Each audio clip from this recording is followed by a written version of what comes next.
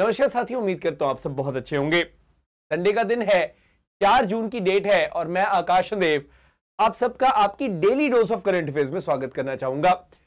Textbook super coaching इस platform पे आपको हर सुबह right in the morning at 6 AM आपका वो करंट अफेयर मिलता है जो कि ना सिर्फ एग्जाम ओरिएंटेड है बल्कि बहुत इंपॉर्टेंट भी है और आपको वो एग्जाम के साथ साथ जनरल अवेयरनेस जो है उसको बूस्ट करने का भी मौका देता है। You can be preparing for any examination, लेकिन यहां पे वो करंट अफेयर मैं आपको देता हूं जो कि आपको प्रॉपर तरीके से हर तरह से एग्जाम के लिए सक्षम बना रहा है, आपको तैयार कर रहा है। इन सभी सेशंस को अपनी लाइक्ड वीडियोस में ऐड करना मत भूलें। इसको लाइक करके लाइक वीडियोस में ऐड कर लें ताकि बाद में जाके आप रिवाइज कर पाएं और इसकी पीडीएफ आपको अवेलेबल हो जाती है एक दिन बाद on Aakash Sandev textbook Telegram channel. तो आप यहां पे जाएं, आपको ना सिर्फ इसकी पीडीएफ मिलती है बल्कि और बहुत सारे सेशंस हैं जो आपको मिलेंगे जो कि एग्जाम के लिए बहुत इंपॉर्टेंट है। विदाउट फर्दर अडू मैं स्टार्ट करना चाहूंगा इस सेशन को।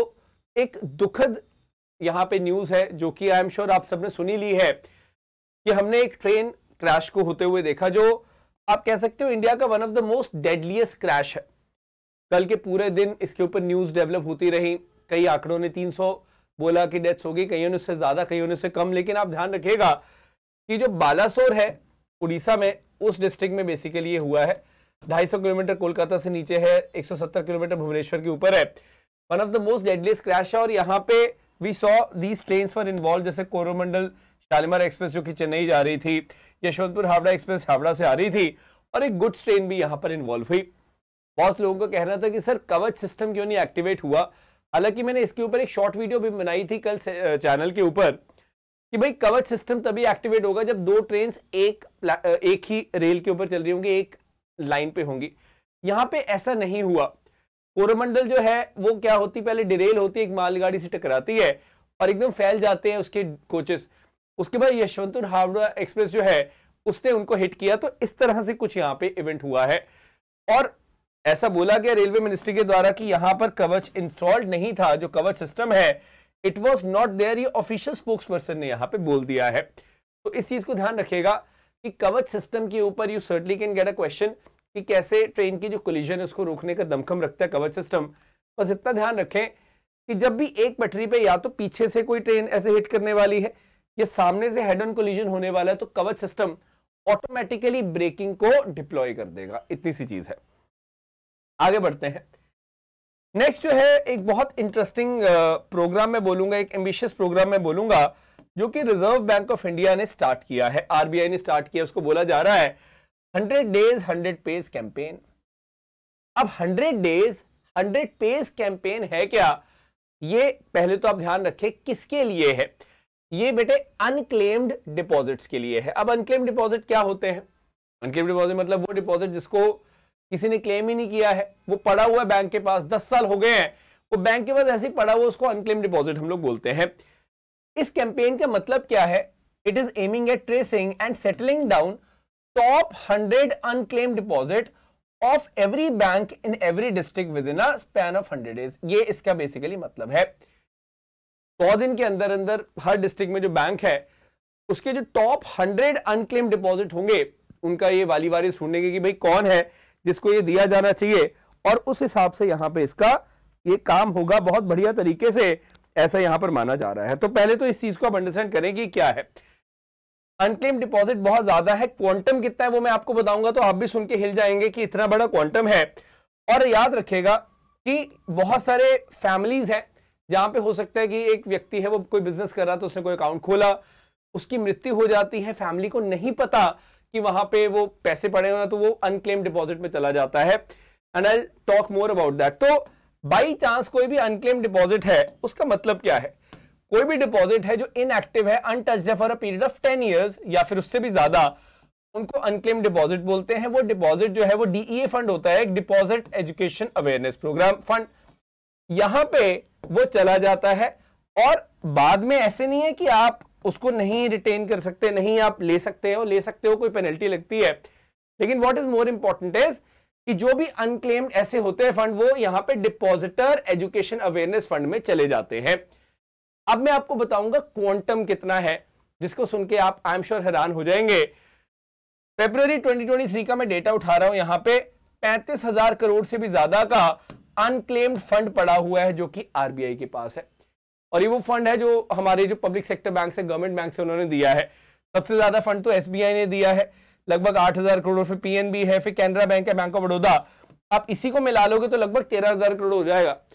तो यहां से ये पता चलता है कि अनक्लेम्ड फंड बहुत ज्यादा है, 35,000 करोड़, जो कि इंडियन बैंकिंग सिस्टम में आरबीआई रख के बैठा हुआ है। तो आप ये समझ सकते हैं, इसीलिए ये पूरी मुहिम चलाई जा रही है जिसका नाम है 100 Days 100 Pays campaign. I hope you got the idea कि क्यों चलाया जा रहा है, कैसे किया जा रहा है, वो आपको समझ आ गया हो। गुड। नेक्स्ट मैं बात करना चाहूंगा एक एक्सरसाइज के बारे में जिसको हम बोल रहे हैं, बहुत ज्यादा न्यूज में है, आर्किटेक्ट चैलेंज 2023 एक्सरसाइज। अब यहां पे जो एक कंट्री है जो बहुत फोकस में है वो है कंट्री फिनलैंड। फिनलैंड जो बहुत फोकस में है, क्यों फोकस में है? क्योंकि नेटो की सबसे न्यूएस्ट एंट्री जो है, न्यूएस्ट जो मेंबर है वो है फिनलैंड। आपको पता होगा 4 अप्रैल को इसने अभी ज्वाइन किया है नेटो को। नेटो ने प्लेज ली है, शपथ ली है कि हम लोग फिनलैंड को हर हालत में प्रोटेक्ट करेंगे। आप सब जानते हैं रशिया यूक्रेन वॉर की वजह से नेटो बहुत ज्यादा एक्टिव है इस समय इस रीजन में। तो मैं बताना चाहूंगा, Finland is hosting it's first joint training in the Arctic region since becoming the part of this NATO. तो ये फिनलैंड बेसिकली होस्ट कर रहा है। तो आपको ये बात पता होनी चाहिए, इसका जो होस्ट है वो फिनलैंड है, and it is basically Finland's biggest modern time land force drill above the Arctic circle. Northern part of the Finland जो है वहां पे हो रही है। अब इंपॉर्टेंट क्यों, ये मैं आपको बता देता हूं। इंपॉर्टेंट इसलिए है क्योंकि ये बेसिकली जहां पे हो रही है रोवजार्वी नॉर्दर्न फिनलैंड में, यूरोप का लार्जेस्ट आर्टिलरी ट्रेनिंग ग्राउंड तो है ही है। It is just 2 hours drive from the Russian border. Russia से मात्र 2 घंटे दूर की ड्राइव पे ये इतनी बड़ी एक्सरसाइज कर रहे हैं। इसका क्वांटम आप देख सकते हैं, इसमें यूके, नॉर्वे, यूएस और बहुत सारी और भी पार्टनर कंट्रीज इन्वॉल्व हैं। तो नाउ दिस टेल्स कि रशिया इसको एज अ थ्रेट परसीव कर सकता है। आर्कटिक चैलेंज 2023 एक्सरसाइजेस की हम लोग बात कर रहे हैं। एक मैं आपको आइडिया देता हूं, जैसे यहां पे आपको दिख रहा होगा ये फिनलैंड है। If I make this map like that, ये है फिनलैंड, यहां पे हो रही है, ये रशिया का बॉर्डर है। तो आप देख सकते हैं कितने पास है रशिया के बॉर्डर के जहां पे एक्सरसाइज हो रही है। यहीं से आपको आइडिया लग रहा है कि northern part of the Finland है। इधर स्वीडन है, इधर नॉर्वे है।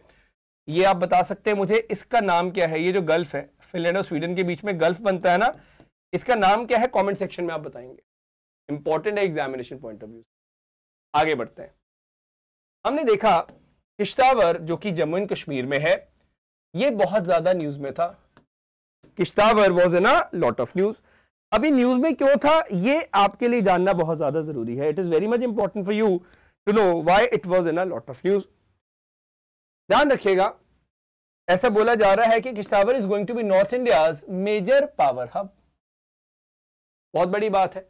अब अगर आप एक माउंटेन एरिया में पावर बना रहे हैं तो ऑफकोर्स आप रिवर्स का यूज कर रहे होगे, आप हाइडल प्रोजेक्ट्स की बात कर रहे होगे। ऑफकोर्स जब यहां के प्रोजेक्ट कंप्लीट हो जाएंगे तो 6000 मेगावाट तक की पावर यहां से हमें मिलेगी, which actually is a big number.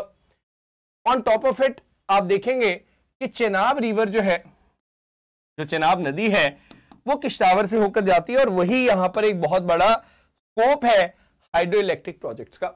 तो सरकार काफी फोकस कर रही है उस चीज पे। तो आपको क्या चीज अभी पता चली कि नॉर्थ इंडिया का मेजर पावर हब कौन बनने वाला है? कौन सा शहर? किश्तावर, जो कि जम्मू एंड कश्मीर में है। चिनाब नदी है, वहां पे 6000 मेगावाट तक की पावर यहां पर बनेगी। लेकिन मेरे दिमाग में आता है कि सर एग्जाम में पूछेगा डैम, तो डैम बताओ। तो मैं डैम यहां पर लेकर आया हूं जो कि बहुत ज्यादा इसी न्यूज आइटम में थे। ये देख सकते हैं आप किश्तावर। एक तो रत्तल हाइड्रो इलेक्ट्रिक प्रोजेक्ट तो बहुत न्यूज में रहता ही है। Anyways I talk about various जो डैम्स है उनके बारे में मैं यहाँ पे बात करूंगा। Will certainly be talking about various dams over here. जैसे सबसे बड़ा है पाकलदूल डैम, 1000 मेगावाट की कैपेसिटी, जो कि 2025 तक कंप्लीट हो गए। उसके बाद कीरू हाइड्रो इलेक्ट्रिक प्रोजेक्ट है, 624 मेगावाट का है ये। फिर किरथई भी है, दुलहस्ती है, दुलहस्ती 2 है, रत्तल है। इतने सारे जो हमारे पास हाइड्रो इलेक्ट्रिक प्रोजेक्ट्स हैं, ये यहां पे बहुत ज्यादा कंट्रीब्यूशन करने वाले हैं whenever we talk about किश्तावर as a city। And वहां पे लोकल एम्प्लॉयमेंट तो चलो इन्होंने ऑलरेडी प्रोवाइड की हुई है बहुत सारी, ये आपको थोड़ा सा अंडरस्टैंड करना था। बात समझ में आई? तो किश्तावर कहां पे है? ऑफकोर्स जम्मू एंड कश्मीर में यहां पे है। आप उधमपुर पट्टी टॉप से और ज्यादा आगे जाओगे तो यहाँ पे आपको देखने को मिलेगा, चिनाब नदी के ऊपर स्थित है। तो सवाल ऐसे आ जाता है कि which of the following city is based या located on the banks of Chenab, तो आप बोल दोगे सर किश्तावर। न्यूज में भी काफी है ना, ये सारे डैम्स उसी एरिया में आप देखेंगे, वेरी वेरी इंपॉर्टेंट। आगे हम लोग बात करते हैं एक रॉकेट की, एक रॉकेट जिसका नाम है चोलीमा-1। अब आप बोलोगे सर ये रॉकेट क्यों न्यूज में था? सबसे पहले आप एक अंडरस्टैंड करिएगा चीज, चोलीमा-1 जो है पहली बात तो फेल हो चुका है उसके फर्स्ट लॉन्च अटेम्प्ट में। इसका रॉकेट था, ये नॉर्थ कोरिया का रॉकेट था। It was basically countries first attempt at launching a military spy satellite, जो कि फेल हो चुका है बहुत बुरी तरीके से। ऐसा बोला जा रहा है कि ये जो चोलीमा-1 है, ये जो मतलब यहाँ पे जो फेल हुआ है, it was related to the first attempt of North Korea. ये स्पाई सैटेलाइट को यहाँ पे लॉन्च करने की कोशिश कर रहा था। तो बस ये आप याद रखना कि Chollima one was in a lot of news. कौन सी कंट्री से एसोसिएटेड है? Chollima is associated with the North Korea. बस इतना आपने याद रखना है। Got it? आगे मैं जब बात करता हूं, हम लोग कई बार बात करते हैं, एक ऑर्गेनाइजेशन है बहुत इंपॉर्टेंट है, यूएन स्पेशलाइज्ड एजेंसी है, जिसका नाम है वर्ल्ड मेट्रोलॉजिकल ऑर्गेनाइजेशन, WMO। कहां पे बेस्ड है? ये जिनीवा स्विट्जरलैंड में बेस्ड है। अब याद रखिएगा, यहां पे जब हम सेक्रेटरी जनरल की बात करते हैं, बहुत इंपॉर्टेंट पद होता है यहां पे। पहली बार कोई महिला सेक्रेटरी जनरल बनी है WMO की, her name is Celeste swallow, ये अर्जेंटीना की है। तो जो भी इंटरनेशनल कोऑपरेशन है मेट्रोलॉजी के अंदर, जियोफिजिकल साइंस में या हाइड्रोलॉजी, वहां पे WMO एक बहुत अहम भूमिका निभाता है। तो बस आपको ये बात पता होनी चाहिए कि इसकी जो सेक्रेटरी जनरल है, जो इसकी हेड है, वो बन चुकी है सेलेस्ट स्वॉलो, जो कि पहली महिला है। ये क्वेश्चन आने की चांसेस क्या है, मैं उसका रीजन बताता हूं। जब WTO के अंदर हमने नकोजी-अवेलिया जी को देखा, जो कि नाइजीरियन महिला थी, उनके ऊपर डायरेक्टली यूपीएससी ने कई क्वेश्चंस पूछ लिए, मतलब कई अलग अलग एग्जाम में क्वेश्चंस पूछे। तो अगर वहां पे वो क्वेश्चन आ सकता है तो यहां पे ये क्वेश्चन डेफिनेटली आ सकता है। इसके लिए आपको तैयार रहना है। वर्ल्ड बाइसिकल डे कल मनाया गया 3 जून को, तो याद रखिएगा riding together for a sustainable future इसकी थीम थी। ये मुश्किल नहीं है गेस करना, अगर एग्जाम में आपको आता भी है, you easily can guess this thing. Sustainability की तो आजकल बात हर जगह पे होती है, यहां पे भी हो रही है। Anyways, now I would like to take your attention towards a very important thing. एक पॉलिसी है जिसको हम बोल रहे हैं आई। ये अब AI मतलब आर्टिफिशियल इंटेलिजेंस नहीं है यहाँ पे, ये मत सोचिएगा। ये एक बहुत स्पेशल पॉलिसी है, महाराष्ट्र कैबिनेट ने अप्रूव किया है। एक जेंडर इंक्लूसिव टूरिज्म पॉलिसी है, बहुत इंपॉर्टेंट है। आई तो हम एम्पावर करना चाहते हैं महिलाओं को टूरिज्म सेक्टर में, इसीलिए ये जो पॉलिसी है जिसको आई बोला जा रहा है, इसको यहां पे लॉन्च किया है। महाराष्ट्र में आप देखते हो कि माँ जो है, मदर को भी आई बोल देते हैं। तो we have to understand one thing, बहुत बेसिक है कि जब भी पूरा जो एस्पेक्ट हम लोग यहां पर देखते हैं, तो कैसे हम अंडरस्टैंड कर रहे हैं यहां पे, approval was given to start women's bike taxi services. कुछ टूरिस्ट स्पॉट पे हम लोग बाइक टैक्सी महिलाओं की चला देंगे। उसके बाद 5 प्रिंसिपल यहाँ पे फॉलो किए जा रहे हैं, जैसे उनको बिजनेस में हेल्प करो, एंटरप्रेन्योरशिप डेवलपमेंट करो, इंफ्रास्ट्रक्चर फॉर वुमेन हो, उनकी सेफ्टी पे ध्यान दिया जाए, उनके लिए कुछ कस्टमाइज प्रोजेक्ट्स हो, जो प्रोडक्ट्स बिकते हैं, और वहां पे उनको डिस्काउंट दिया जाए। ये सभी चीजें जो हैं इस पॉलिसी का पार्ट है। तो आपको इतना तो पता चल गया कि महिलाओं के लिए ये पॉलिसी है, बहुत इंपॉर्टेंट पॉलिसी है, specially in the field of tourism. ये काफी सारी चीजें इसमें डब की गई हैं, काफी सारी चीजें इसमें बोली गई हैं, जैसे कि हम लोग मेक श्योर करेंगे यहाँ पे कि महिलाओं को सेफ टूरिज्म की एक अपॉर्चुनिटी मिले। 10 वुमेन ओन्ड जो टूरिज्म बिजनेस है, उनको यहाँ पे हेल्प की जाएगी। इंटरनेशनल वुमेन्स डे जब होता है मार्च के पहले हफ्ते में, वहाँ पे जो रिजॉर्ट्स हैं वहाँ पे इनको डिस्काउंट मिलेगा काफी हद तक, 50% तक। उसके बाद 30 डेज होंगे ईयर में जहाँ 50% डिस्काउंट मिलेगा वुमेन टूरिस्ट को। मतलब बहुत सारे डिस्काउंट, बहुत बढ़िया तरीके से सेफ्टी, ये सब चीजें जो है यहाँ पे आई के अंदर बोली गई है। आई क्या है? It is basically a women oriented tourism policy of Maharashtra government. Simple सी बात है। आगे बढ़ते हैं। शालिनी सिंह ने इतिहास रच दिया है, एक NCC cadet, and she has completed the mountaineering course in Himalayan region. और पहली बार किसी फीमेल एनसीसी कैडेट ने यह काम किया है, ये बात आप याद रखेगा।